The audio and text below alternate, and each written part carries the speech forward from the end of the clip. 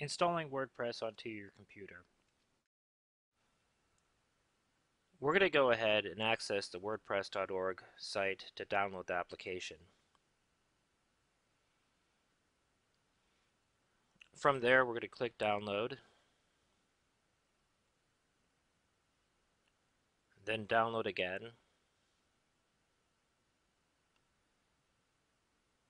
In the downloaded file section, we're going to open it up. It will expand. And here in the downloads window, we're going to go ahead and rename the folder HLP for Haunted Laboratory Podcast. And then we're going to go ahead and move that folder to the desktop.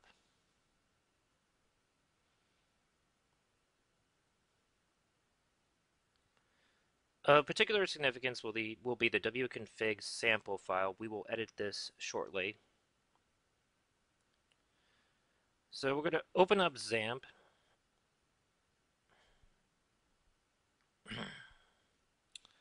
And of particular significance will be the htdocs folder. We're going to open that up. This is where the downloaded folder is going to live. So we're going to go ahead and move HLP right into the htdocs folder.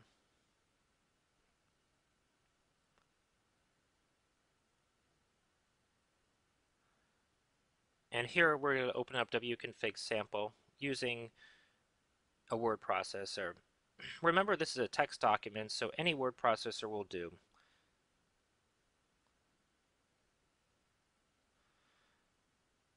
We're going to go ahead and change three sections: the database name,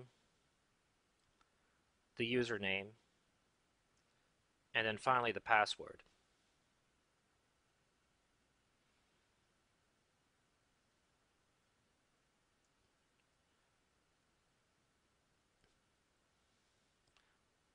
Let's go into XAMPP again and open up the manager.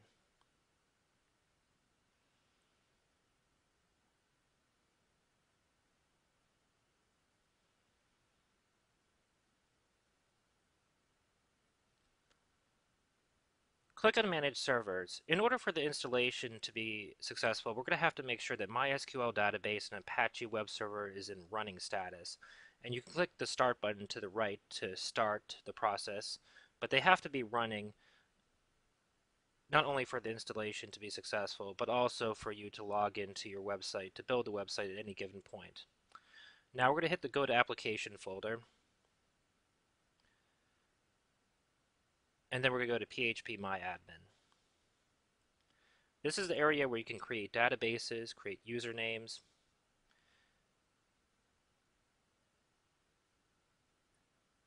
And we're going to go ahead, click on databases, and we're going to create a database.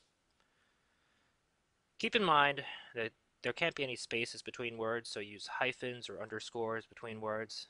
I'm using a hyphen here, so haunted-laboratory. Click Create.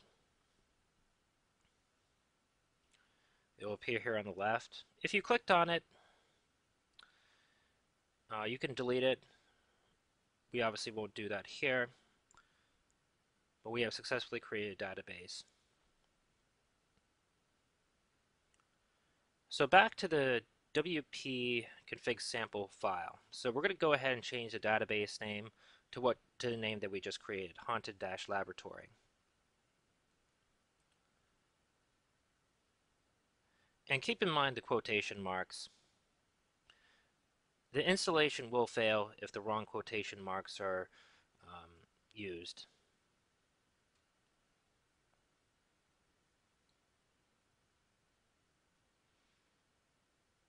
And as you can see here, that's the same name that we use for creating the database, haunted-laboratory.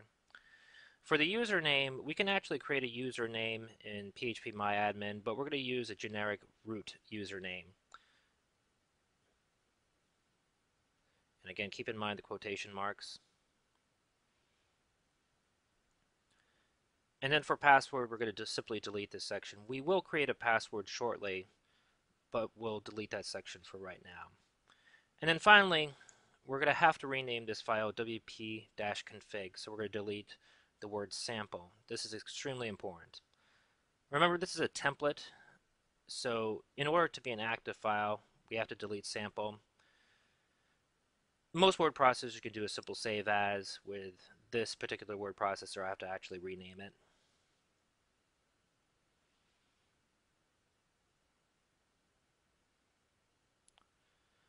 And then we're going to go ahead and try to access the server. It will start always with localhost /HLP, in this case HLP, which was the name of the folder that we had downloaded originally.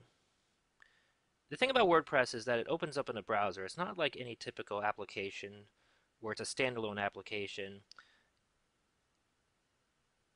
In any case, the installation is almost complete if you get to this window.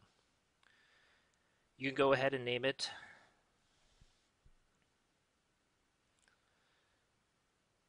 And here is where you can actually enter the username and password. I prefer the generic admin password. It's a very common, or excuse me, username. And then you can select whatever password that you want. You can enter your email address here.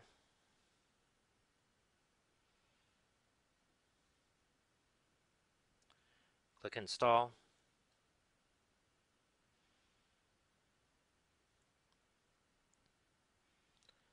And voila. The installation is a success. You can go ahead and log in. So you'll enter the username and password that you just created. So admin, and then the password that you just created. Click login.